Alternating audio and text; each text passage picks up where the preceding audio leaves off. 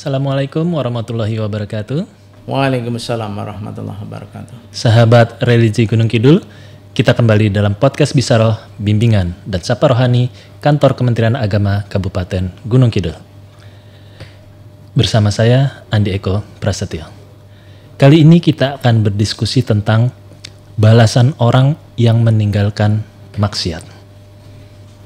Alhamdulillah telah hadir bersama kita Kepala Subbagian Tata Usaha Kantor Kementerian Agama Kabupaten Gunung Kidul, Bapak Dr. Andes Haji Andar Prasetyo MA. Assalamualaikum Bapak. Waalaikumsalam Mas Andi. Ya. Bagaimana kabarnya hari ini? Alhamdulillah masih sehat. Mudah-mudahan selalu dijaga selalu sehat. Ya, biar puasanya pun makin lancar. Iya, insya Allah. Amin. Tema ini menarik. Balasan orang yang meninggalkan maksiat. Apa itu Bapak balasannya? Ya, ini Mas Andi. Bismillah, alhamdulillah, wassalatu wassalamu ala rasulillah, la hawla wa la quwata illa billah, amma ba'du. Para pemirsa podcast Bisaroh Kemana Gunung Kidul yang kami hormati, kali ini kita diajak berbincang oleh Mas Andi Eko dari Pranata Humas kita untuk mendiskusikan kaitan dengan taat, ya, taat yang dilakukan setelah orang itu mampu meninggalkan maksiat ataupun larangan Allah. Nah, gini Mas Andi, jadi hidup kita ini kalau kita renungkan itu kan tidak pernah sepi dari yang namanya dihadapkan kepada ujian dua hal itu. Pada saat ini mungkin kita melakukan taat, tetapi pada saat yang lain mungkin sebaliknya melakukan maksiat. Itu sudah tidak bisa dipungkiri lagi, kita harus akui, ya. Kita itu hanya dua hal itu hidup kita ini. Ada kalanya kita baik, ada kalanya kita buruk. Ya, kalau baik itu namanya taat, kalau buruk namanya maksiat. Orang hidup itu ya apapun profesinya, apapun jabatannya, apalagi apapun statusnya, entah itu kiai, entah itu ustadz, entah itu guru, entah itu murid, entah itu pendengar, orang awam dan sebagainya. Itu selalu, semua itu harus dihadapkan dengan itu. Antara baik dan buruk. Kalau baik itu namanya taat, kalau buruk namanya maksiat. Nah, kalau kita membaca ada riwayat nasihat, ya, nasihat dari Rasulullah Sallallahu Alaihi Wasallam, itu memberikan motivasi kepada kita supaya kita itu tidak terkungkung ataupun berlama-lama di dalam melakukan kemaksiatan. Berarti kita harus berpindah melakukan ketaatan ataupun kebaikan. Nabi pernah memberikan nasihatnya, man kharaja minal maksiati ila ta'ati atahullahu ta'ala salasa sifatin mahmudatin.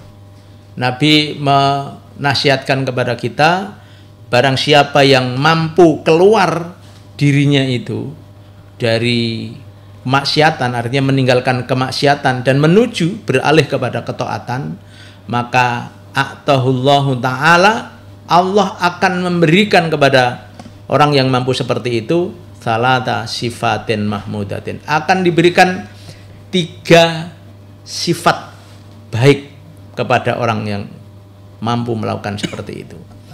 Nah, apa yang pertama? Orang itu akan diberikan aghnahullahu ta'ala min ghairi malin. Aghnahullah, Allah akan membuat orang itu kaya, akan menjadikan kaya min ghairi malin, meskipun tanpa harta. Jadi dia itu akan merasa cukup, tidak kekurangan, tidak kemudian gelisah karena hartanya, tetapi dia akan tenang hatinya. Jadi kaya di sini adalah bisukuni qalbihi. Hatinya itu tenang, ya. Hati orang itu akan tenang. Karena apa? Karena yang dilakukan adalah kebaikan. Orang kalau terbiasa melakukan kebaikan, maka akan tenang hidupnya. Tidak gelisah, tidak cemas, tidak khawatir. Besok rezekinya apa, besok anak saya apa, pekerjaannya, rezekinya dari mana, enggak usah. kalau orang itu lebih banyak taatnya kepada Allah. Karena hatinya akan ditenangkan oleh Allah. Jangan khawatir, Allah yang akan mencukupkan. Jangan khawatir, Allah yang akan memberikan pertolongan. Jangan khawatir, Allah yang akan membuat kaya dan seterusnya. Itu orang yang terbiasa melakukan kebaikan. Nah, kemudian yang kedua apa? Wa ayyadahu min ghairi jundin. Ya. Allah akan membuat kuat dirinya orang itu min ghairi jundin, meskipun orang itu ya tidak memiliki pasukan, tidak memiliki tentara, tidak memiliki pendukung yang kuat. Meskipun seorang diri dia tetap akan diberikan kekuatan oleh Allah. Karena apa? Karena yang menjadikan dia kuat itu karena biquwatillahi ta'ala. Karena kekuatan dari Allah akan diberikan. Jadi dia akan menghadapi apapun, tidak ada keraguan, tidak ada ketakutan, tidak ada kecemasan, karena dia setiap akan melakukan sesuatu, dia merasa bahwa Allah ma'ana, Allah akan menyertai kami. Nah, sehingga dia itu tenang hidupnya, pede saja, kemudian nggak khawatir, wah saya nanti kalau di sana siapa yang nemeni, yang bantu, yang meringankan kesulitan dan sebagainya. Nggak perlu seperti itu. Nah, itu orang yang mampu meninggalkan maksiat, tadinya dosa berpindah kepada kebaikan ataupun kepada ketaatan. Kemudian yang ketiga, kata Nabi, wa'azahu min ghairi asyiratin. Allah akan menjadikan orang itu mulia meskipun orang itu tanpa memiliki pasukan ataupun pendukung ataupun loyalis yang banyak. Dan orang itu tetap akan mulia. Biasanya orang mulia itu kan karena pendukungnya banyak, muridnya banyak.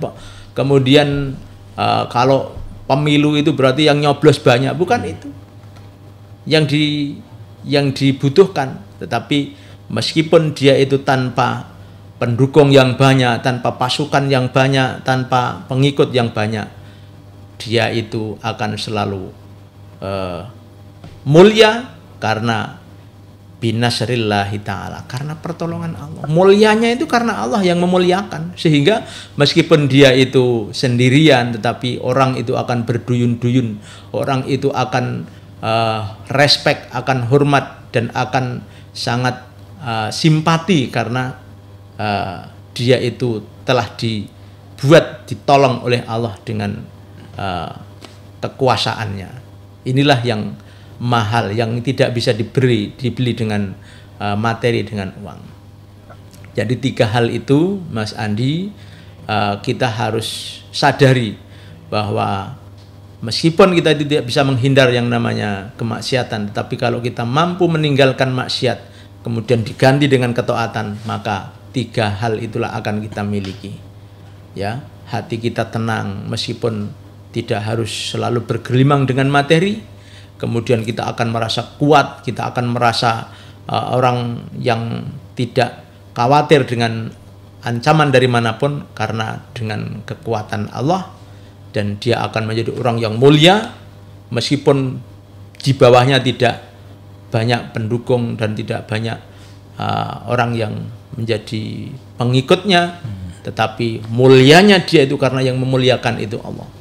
Dimanapun, di tempat yang jauh, di tempat yang pelosok, kalau dia sudah dimuliakan oleh Allah, maka dia akan mulia di hadapan siapapun, karena yang membuat mulia adalah sudah Allah.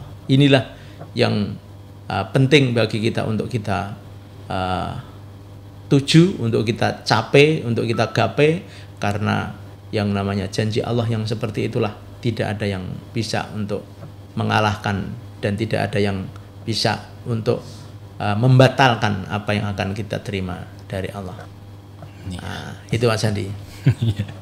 Berarti memang balasannya ini memang sangat menarik, meninggalkan maksiat ini, karena akan dibuat hatinya tenang, sehingga meskipun tidak bergelimang harta seperti yang Bapak sampaikan tadi, ia akan tetap merasa kaya karena yakin rizkinya dijamin oleh Allah. Dijamin oleh Allah. Begitu pula dia juga akan merasa kuat karena Allah selalu menyertainya, dan juga akan mulia meskipun tanpa pendukung ataupun pengikutnya. Ini benar-benar balasan yang sangat menarik. Iya.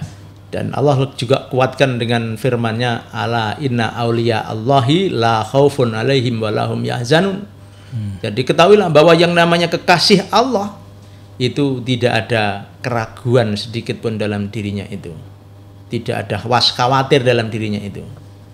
Karena apa? Karena dia adalah kekasih Allah, yang melindungi Allah, yang menolong Allah, yang menyelesaikan segala permasalahan itu sudah Allah. Nah, itulah kekasih-kekasih Allah, orang yang lebih banyak taat, orang yang lebih banyak kebaikan, itu berarti akan menjadi kekasih Allah. Nah, kalau orang itu sudah seperti itu, maka itu tadi la khaufun alaihim wa lahum yahzanun. Dia nggak ada rasa was khawatir, cemas, kemudian grogi, kemudian minder, kemudian dia itu sedih apalagi. Nggak ada. Itu akan hilang, itu akan lenyap, karena yang ada adalah sukunillah, ketenangan, sukunil qalbi minallah, ketenangan hati karena asalnya dari Allah. Ya, sukunil qalbi minallah, hatinya tenang. Yang membuat tenang adalah Allah. Karena apa? Karena banyak taatnya, karena banyak baiknya, maksiatnya ditinggalkan, sedikit maksiat. Nah, itu.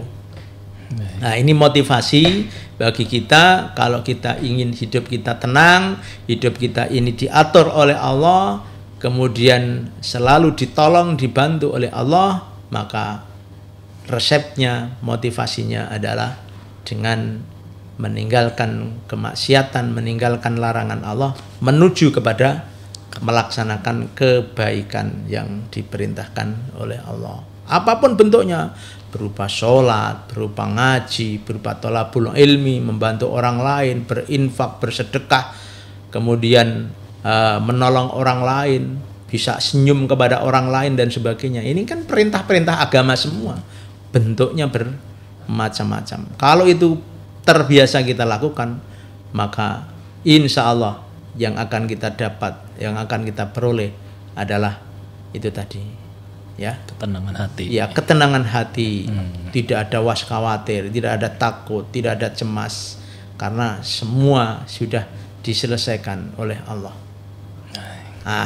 Gitu. Baik, terima kasih atas penjelasannya Bapak Andar. Ya, semoga Ramadan kali ini menjadi momentum bagi kita untuk melakukan perubahan, meninggalkan kemaksiatan menuju ketaatan. Ya, lebih-lebih di bulan Ramadan, Mas Andi. Ini kita harus di akhir Ramadan nanti kita harus mau dan mampu mengoreksi diri kita.